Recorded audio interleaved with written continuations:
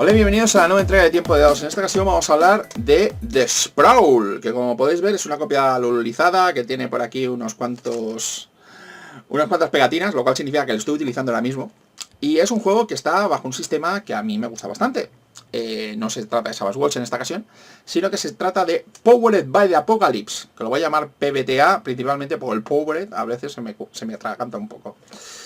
¿Qué tenemos aquí? Tenemos un juego PBTA, o sea, que utiliza el motor de Apocalypse World para poder jugar partidas Cyberpunk. Partidas Cyberpunk, sobre todo ochenteras. Ya el propio título, que es The Sprawl, que es un término que utilizaba William Gibson, sobre todo para referirse a la ciudad de Nueva York, a una orbe hipertecnificada, ya más o menos simboliza eso. Aquí lo que vamos a tener son partidas muy similares a las que podríamos tener, por ejemplo, en Cyberpunk 2020, que es un juego de rol que es para jugar partidas de Cyberpunk tradicional, más o menos.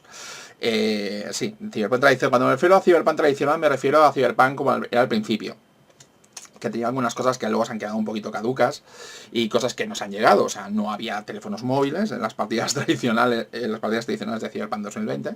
Había el tema de la red, que estaba súper desarrollada, realidad virtual, ciberimplantes, calles oscuras, corporaciones que intentan hacer el mundo un lugar peor. Eso es lo que vamos a tener sobre todo aquí.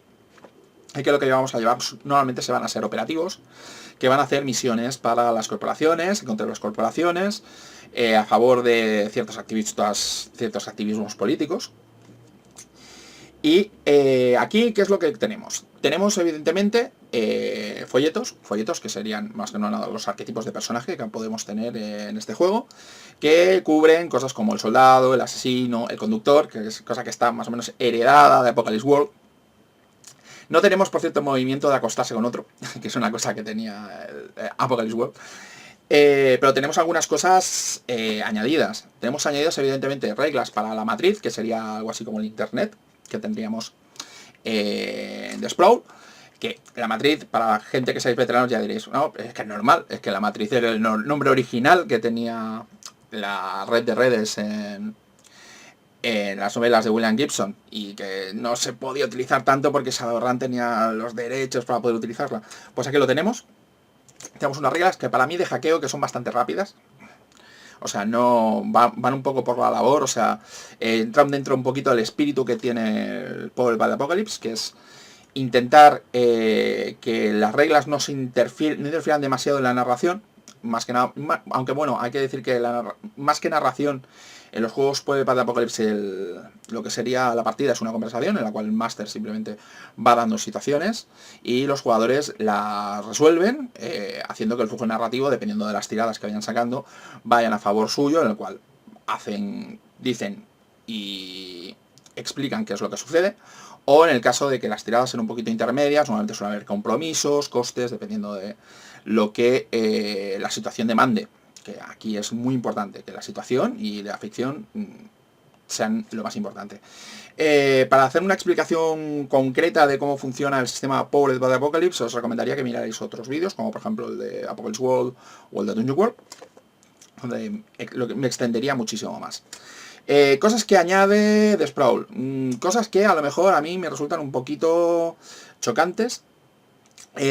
Aquí, como está enfocado sobre todo para poder hacer misiones, tiene algunas cositas adicionales. Tenemos una especie de heredero de lo que sería el reloj del apocalipsis que tenía Apocalypse World, que normalmente servía para la salud y para las amenazas.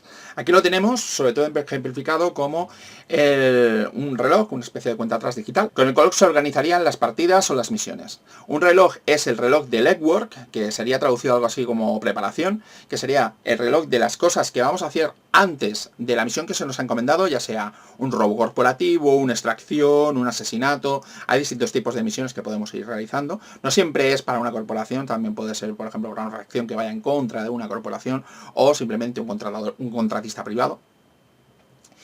Y normalmente suelen ser cosas que ya hemos visto en otros juegos PBTA, como por ejemplo Sombras Urbanas, que son contactar con contactos, conseguir información, conseguir equipo, preparar un poco, conseguir información acerca del lugar donde vamos a hacer la misión, hacer incluso incursiones en las bases de datos, ya para que el hacker pueda hacer alguna que otra cosilla.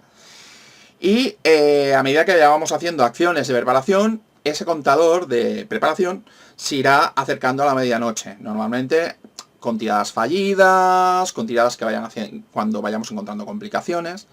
Cosa que puede hacer que el otro reloj, que es el reloj de acción, el reloj de la misión en sí, pueda llegar a haber avanzado un poco más de lo normal.